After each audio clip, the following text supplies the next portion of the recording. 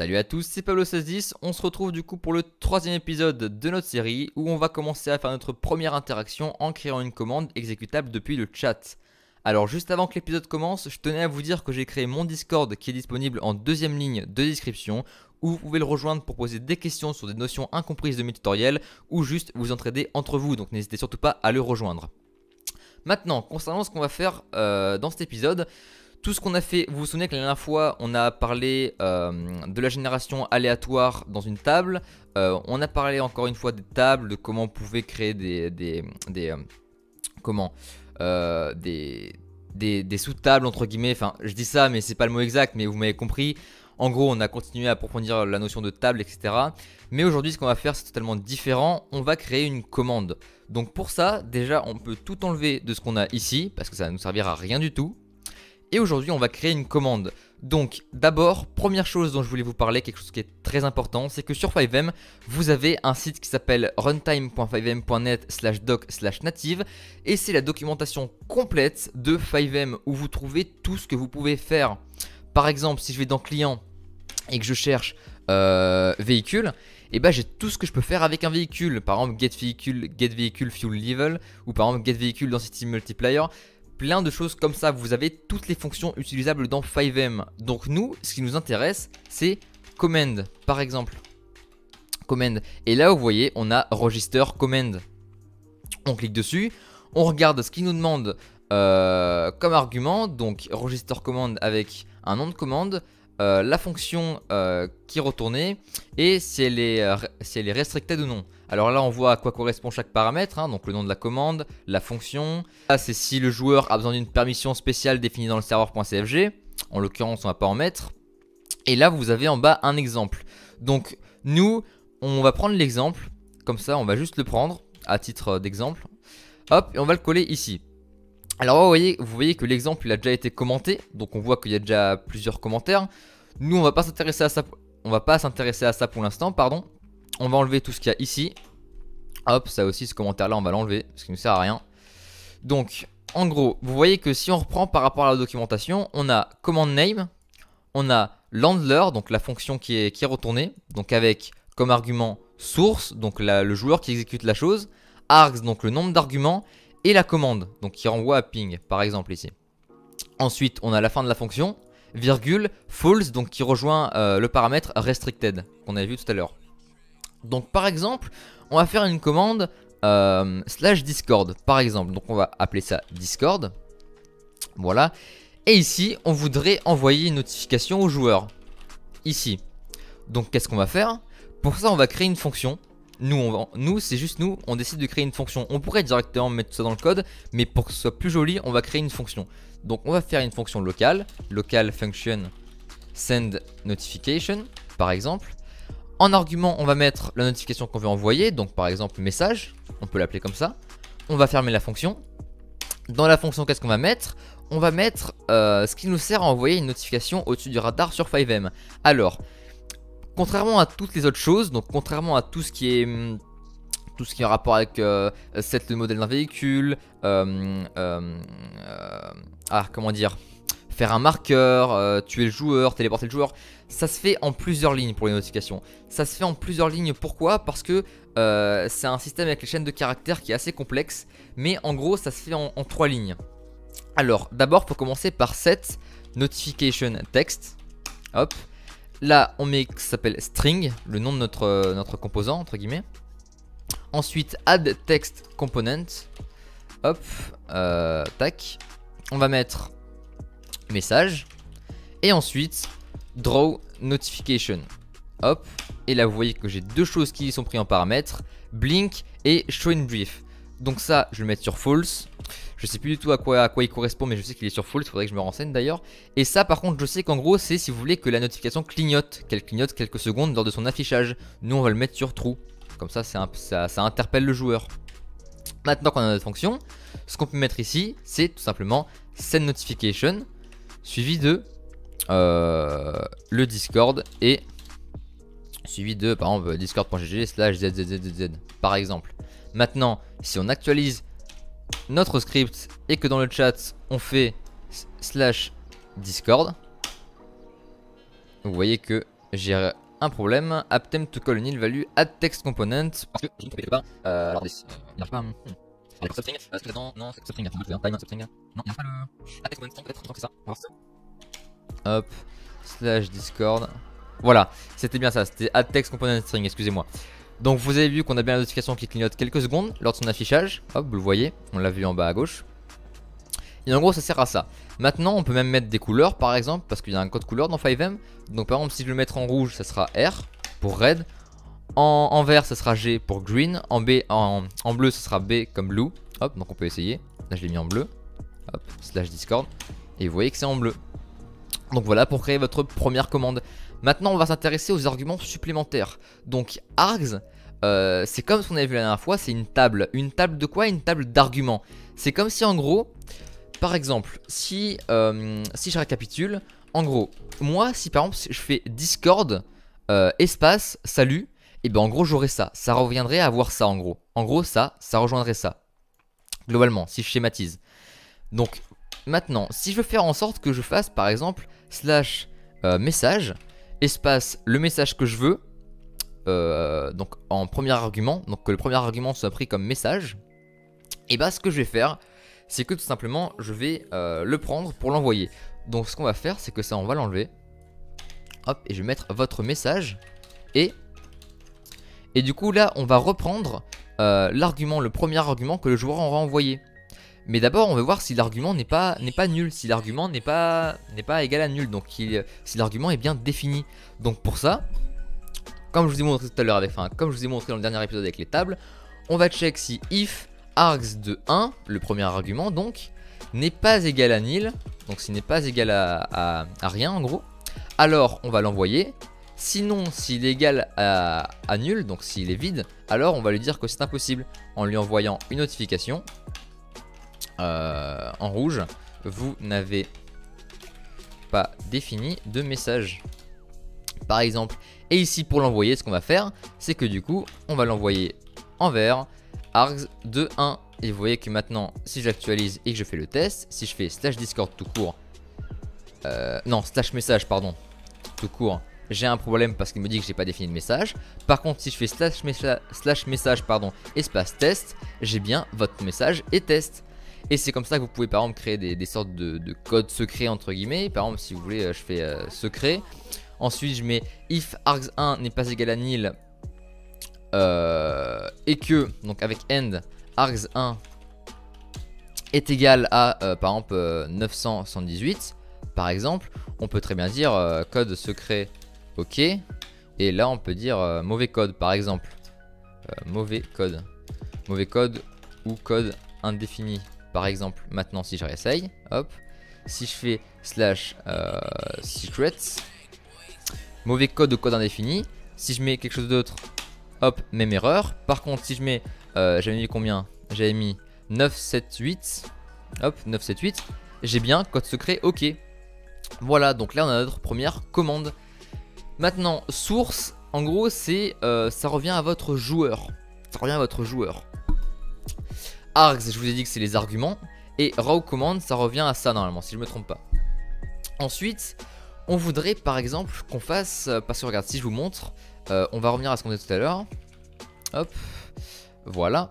Donc ça on peut l'enlever, parce qu'on en a plus besoin. Si je fais, attendez, je vais réactualiser la chose. Hop, si je fais slash secrets, hop, vous n'avez pas défini de message. Si je fais par exemple 1, j'ai bien 1. Mais par contre si je mets autre chose, hop, comme 1 est mon chiffre préféré, hop, et bah j'ai rien. Enfin, et bien j'ai bien 1. Pourquoi? Parce qu'il prend le premier argument. Et pour avoir tous les arguments, je vous ai appris dans le deuxième épisode la concaténation de chaînes de caractères. Et bah là ça va être pareil, vu que args c'est une table, on peut faire une boucle. Maintenant si je veux faire une boucle sur args, j'ai juste à faire for k v in pairs args, hop, do. Par contre je vais renommer la commande secret parce que du coup sinon vous allez être un peu perdu dans la cohérence de ce que je dis. Hop. Et par exemple, avant que le joueur puisse faire ça, on veut vérifier si args, donc si le nombre d'arguments total, hop, est bien supérieur à 0. Donc s'il n'est pas inférieur à 1. Par contre s'il est inférieur à 1, alors on va arrêter le code ici, donc avec le petit mot-clé return qui va empêcher l'exécution du reste du code. Et on va dire avec send notification, vous devez préciser un message. Hop. Et ici du coup on va créer notre message, donc local final message par exemple, avec une chaîne de caractères vide. Et dedans ce qu'on va faire, c'est que pour chaque message, on va faire en sorte que final message ça soit égal à tous les arguments ensemble entre guillemets. Donc pour faire ça, je fais ça suivi de un argument. Et ensuite ce qu'on va faire, c'est qu'on va envoyer du coup hop votre message et suivi de hop final message. Maintenant si j'actualise, je vois bien que si je fais slash message, j'ai bien une erreur parce que je dois préciser un message. Et si je mets par exemple 1 et mon chiffre préféré, hop, j'ai bien 1 est mon chiffre préféré. Et pourquoi il y a un problème? Pourquoi c'est tout collé? Parce que j'ai pas espacé la chose. Et du coup, il est en sueur. Donc pour faire ça, il faut juste que je rajoute ici devant, par exemple, un truc comme ça qui va empêcher que ce soit tout collé. Hop, et maintenant si je réessaye, non, il y a un problème. Attendez. Oui, je vais le mettre ici, limite, ça sera beaucoup mieux. Hop, voilà. Ça devrait mieux faire l'affaire. Alors si je réessaye, hop, 1 est mon chiffre préféré. Par contre, on a un espace qui est un peu dérangeant entre le et le 1. Et pour pallier à ça, on peut vérifier, par exemple, on peut faire un petit truc. Bon, c'est pas le plus optimisé, hein, je vous l'avoue. Mais on pourrait, par exemple, le mettre à la fin. Par exemple, ça, on pourrait le mettre ici. Ça serait pas visible à l'œil d'un joueur. Même si nous, on sait qu'il y aura un espace à la fin. Là, vous voyez que... On voit bien que c'est pas collé, mais on sait qu'il y a un espace à la fin de préféré. Ça, on le sait. Mais nous, c'est pas dérangeant. Maintenant... on va commencer à faire des choses un peu plus intéressantes. On va commencer à faire notre première commande qui interagit avec le jeu lui-même. Avec notre ped par exemple. Donc qu'est-ce qu'on pourrait faire? Par exemple, on voudrait que notre ped, on lui réduise de moitié sa vie. On lui réduise de moitié sa vie. Donc comment on va faire ça? Alors on va commencer. On va mettre une commande qui s'appelle par exemple suicide. Mais c'est pas un vrai suicide parce qu'on a dit qu'on allait réduire de moitié sa vie. Donc ce qu'on va faire, c'est que ici, on va d'abord prendre en compte le ped. Et pour avoir le ped sur FiveM, il faut utiliser, pour avoir le ped du joueur, donc du client en question, c'est la valeur player ped ID. Et ça en gros, ça renvoie à notre entité. Si on regarde sur la documentation de FiveM, player ped ID, ça renvoie à un ped. Et un ped, c'est une entité. Et avec une entité... donc là en gros ça renvoie un ped. Et par exemple on a la native set entity health. Et vous voyez que ça prend en compte quoi? Une entité. Et un ped c'est l'instance d'une entité. Ce qui veut dire que ça s'utilise aussi sur un ped, sur une voiture ou sur une entité quelconque du jeu. Donc ce qu'on va faire, c'est que du coup player ped ID on va le garder en mémoire. Donc on peut dire que par exemple local ped égale player ped ID. Pardon, je me suis trompé ici, local, voilà merci. Maintenant, cette entity health, on va dire que on voudrait que la vie de notre ped soit réduite de moitié. Donc que notre barre de vie soit à sa moitié quand on fait la commande. Donc on va déjà envoyer une notification pour le prévenir. Hop, on va lui envoyer votre vie a été réduite de moitié. Hop, par exemple. Et du coup, on voudrait diviser la vie en deux. Et pour ça, on a quelque chose de magnifique sur FiveM, c'est getEntityHealth qui nous donne un nombre. Un nombre qui est la vie du joueur. Donc on va faire ça par exemple. Donc local health égale getEntityHealth de quoi? De ped, parce que c'est une entité. Donc là on a la vie du joueur. Et pour la réduire de moitié, donc final health par exemple, on a juste à faire health divisé par 2. Ce qui nous donnait la vie divisée de moitié. Et maintenant on va définir la vie du joueur. Donc pour définir sa vie, set entity health. Hop. Donc il faut une entité et une valeur. Donc l'entité ça va être notre ped et la valeur c'est final health. Voilà. Et maintenant si on essaye, hop, slash suicide, hop, slash suicide, ça n'a pas fonctionné vraisemblablement. J'ai rien à comprendre pourquoi d'ailleurs. Il n'a pas voulu mettre ma vie de moitié. Alors final health c'est health divisé par 2. Donc on va déjà voir si ça marche bien avec ces notifications player health. Hop. On pourrait faire autrement, sinon on va faire autrement. Hop. Tac, on va faire comme ça. Voilà, on a 200. Donc normalement il devrait réduire notre vie de 100. Mais j'aimerais bien comprendre pourquoi ça ne fonctionne pas. Parce qu'il n'arrive pas à la réduire. Alors on va faire autrement, au pire sinon. On a aussi damage. Non, apply damage il me semble. Voilà, apply damage to ped. Donc pour mettre des dégâts à un ped. Donc pour faire ça, on va mettre... Il prend en paramètre un ped, donc une entité. Le nombre de dégâts qu'on veut lui mettre. Et si l'armure doit prendre sur la vie. Donc on va l'utiliser ici. Hop. On va mettre notre ped. Ensuite on va mettre la vie qu'on veut prendre. Donc on va lui mettre la vie divisée de moitié. Suivi de quoi? Suivi de est-ce que l'armure doit prendre en premier? Non, on veut que ce soit la vie qui prenne en premier. Donc ça on va pouvoir l'enlever. J'ai dû faire une erreur quelque part, mais c'est une erreur d'inattention à mon avis. Je regarderai ça après. Donc voilà. Donc par exemple on va mettre initial health. Hop, par exemple. Donc ça on va pouvoir l'enlever. On va essayer de get la vie pour voir la différence. Donc ça on va le mettre en vert par exemple. Hop. Et on voudra avoir la vie après. Donc final health. Qu'on va mettre en orange. Entre deux du coup on va redéfinir la vie du joueur. Parce que du coup sinon elle va rester à 200 en variable. Donc on va le redéfinir ici. Et normalement si on essaye, cette fois-ci ça devrait fonctionner. Slash suicide. Ah bah là ça m'a carrément buté. En fait alors il n'a pas réussi à diviser la vie de moitié.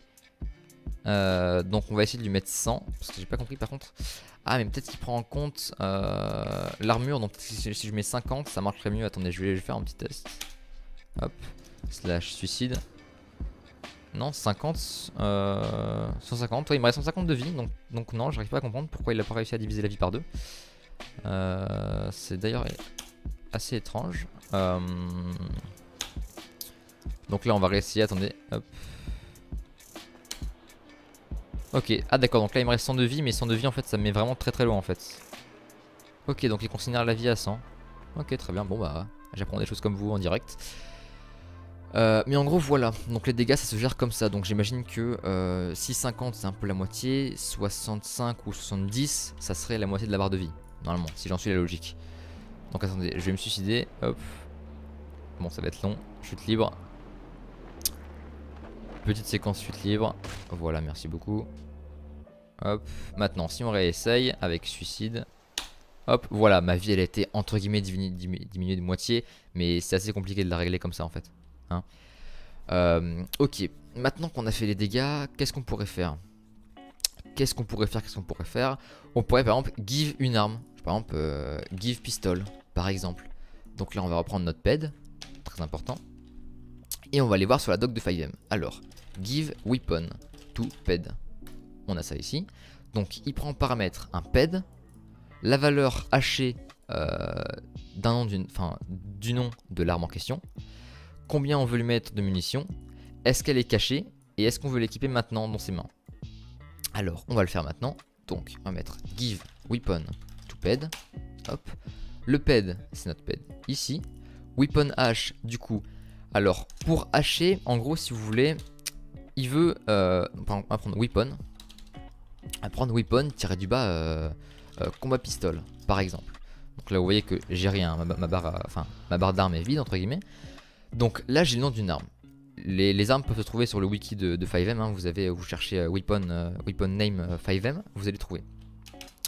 Mais ça, c'est le truc que j'ai en tête. Hein. Mais il y en a aussi beaucoup d'autres. Hein. Il y a weapon, par exemple, pistol 50 pour le calibre 50, etc. Ensuite, qu'est-ce qu'on veut? On veut sa valeur hachée, donc weapon hash. Et pour avoir sa valeur hachée, on a la petite fonction get hash key, suivi de la valeur en chaîne de caractères. Voilà. Du coup, weapon hash, on va la mettre à cet emplacement. Le ped, on l'a ici. Comme munition, on veut lui mettre 1000, par exemple. Est-ce qu'on veut le cacher? Non. Est-ce qu'on veut l'équiper maintenant? Oui. On essaye. Si je fais give pistol, vous voyez que j'ai bien un pistolet et il me l'a sorti automatiquement. Hop. Bon, j'ai pas 1000 de munitions parce que dans GTA il y a une limite quand même. Mais en gros, voilà, vous voyez que ça marche bien. Voilà. Donc c'est tout pour cette vidéo sur les commandes. La prochaine fois, on verra comment aller plus loin, comment faire spawn un véhicule. Et voilà, j'espère que ça vous a plu. N'hésitez pas à vous abonner et à activer la cloche de notification. Et je vous dis à la prochaine.